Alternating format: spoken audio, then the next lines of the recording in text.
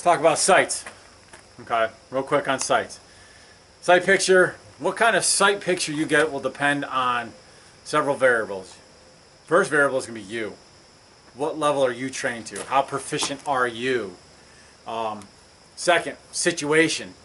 Okay, so the situation I'm in, how much time do I have? Let's put this in a defensive shooting concept here. Okay, we're not talking target shooting now. We're just going to talk. You're defending your life or another your loved one's life or somebody you deemed it necessary to defend. Sights. You have things like a very precise sight picture, like you're taught in your basic pistol classes, where you have your target, your front sight, your rear sight, and the rear sight is what you focus on, and the front sight is what you focus on. The rear sight is blurry, the target's blurry. You line the front sight and the rear sight notch, even amount of space on both sides, flat across the top. You place that where you want it on your target, and then you press the trigger to the rear without manipulating the sights. All right? You're going to get a lot of precision that way. Second thing is, a partial sight picture or a flash sight picture, I've heard it called. That's where the gun's in front of your face and you're up there, but you can see your front sight, you can see your rear sight, you can see the target, but you don't know how well they are aligned. But you see them where they're supposed to be, but you may not have even enough space on both sides. You may not be flush across the top. It may not be perfectly centered in your target that you're trying to hit. And the last thing is what I would just say is no sight picture, where you're just referencing the gun in front of your face. The sights are there, the back of the gun is there, your target's there, but you're probably target focused at that point. It happens. Stuff like this you have to take into consideration, because if you have that spontaneous deadly force encounter, okay, you're more than likely going to press the gun out in front of you. And spontaneous, you're not expecting it, or the likelihood of it happening, is there, but you didn't know when it was going to happen and like that.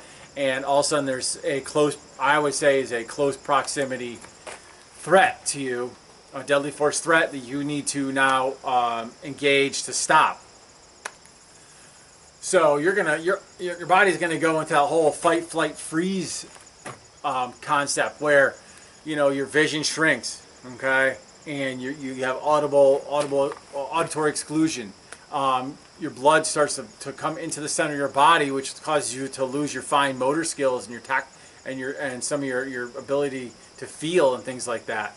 And there's different reasons all these things are happening, but it's all happening because your body's saying, hey, we need to do this stuff to save our life. So you have to take that stuff into consideration. So I'll tell you to practice all these things. Practice your point shooting, practice your flash sight picture, practice your precision. I hear a lot of people, I've listened to a bunch of different shooting podcasts, and I always hear, it's going to be 3 to 5 feet away, and you're going to shoot this many rounds. Well, that is the majority of them. But there's the minority, and the minority can happen to you, me, or anybody, where you might have to take a longer shot. So to say I don't need, or I need to practice less precision than anything else, in my opinion, is wrong.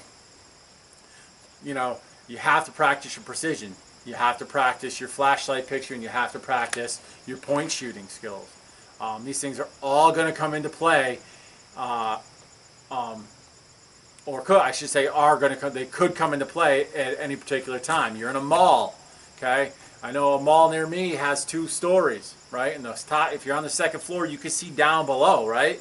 Well, if I'm there with my family and I'm rushing my family to safety, and I see the shooter down below, and he's got an AK, and he's just raking people, or he's got a pump shotgun, and he's bam, bam, bam, reload, bam, bam, bam, reload. Or any firearm for that matter. Or maybe it's to do with an axe and a machete or a knife or a sword or something, and he's just hacking people up. I can't just do nothing. I'm going to tell my wife, seek cover. We've talked about this when we're in the mall already, what she can do with the kids, because she's not trained to my level, so I'm going to confront the threat. I'm going to stop right there. I'm not going to run to the escalator and try and climb down and go down an escalator or an elevator. I'm not going to jump down to the first floor. That's movie hero stuff. I'm going to stop right in. I'm going to acquire a good sight picture, and I'm going to start engaging the suspect. That's not, if you're a story up at some distance away from somebody, that's not a time to be point shooting, and it's probably not a time to have a flashlight picture, especially since you're not being engaged with deadly force. You're just stopping somebody else who's using deadly force to hurt innocent people. So it can come into play. They have come into play and will continue to come into play. So don't get wrapped around the I have to be 3 to 5 feet from my target and I have to shoot fast and hard, and that's the only way to train. It's not the only way to train. You have to train in all of it. You never know what your situation is going to find you in. So again, perfect sight picture. I've aligned everything. I'm pressing the trigger straight to the right. Now I have a deadly force threat. I've got a little bit more time. Again, time is the big issue here. Time is what's going to determine probably what time and situation will determine what our sight picture is going to be. So that one right there, I saw the sights. They were there, and I pressed the trigger. I got my hit, thoracic cavity hit. I'm good to go. Flashlight picture. I mean a point shooting. Okay, and it's hard for me to show you this. Obviously, you just got to go trust what I'm telling you. I come out. I never focused my sights. I didn't try and align my sights right there. I stayed on the target, and I saw the gun come up. And once the gun was up my peripheral here, I just fired. But I stayed target focused. So those are the things. Try it. Practice them all. So if you're going to practice, you don't need to practice from the holster. You can tape your sights. Just tape over your sights and just sit there and go like this and stay target focused.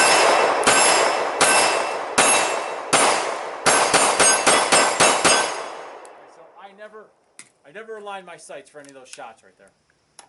Now, did I see my sights? Yes, I saw my sights. It's hard not to. For me, I've trained to look at my sights, trained to look at my sights. These sights are very bright as well, by Boogeyman Customs. They're very, very bright in this kind of environment. And but I forced myself to stay target focused. What helps with point shooting? Your body positioning, and you gotta learn to have a good body position. How you hold your arms, your hands, and stuff like that. And you could do it on the move. It works just fine on the move. Let's see if I can get. Let's see if I can get this in the camera front. Alright, that was awful. I stayed target focused the entire time. So you could do it. It's possible. Speed, how fast you're going is also good, and how far away the target is and stuff like that. But again, point shooting is not for far targets. Point shooting is for close targets. And how close will be determined on your skill level. So hope you enjoyed that little excerpt there on different sight pictures. You can look them up online. There's all kinds of photos and pictures of the different ones and see what I'm talking about. Y'all have a great day. Stay safe.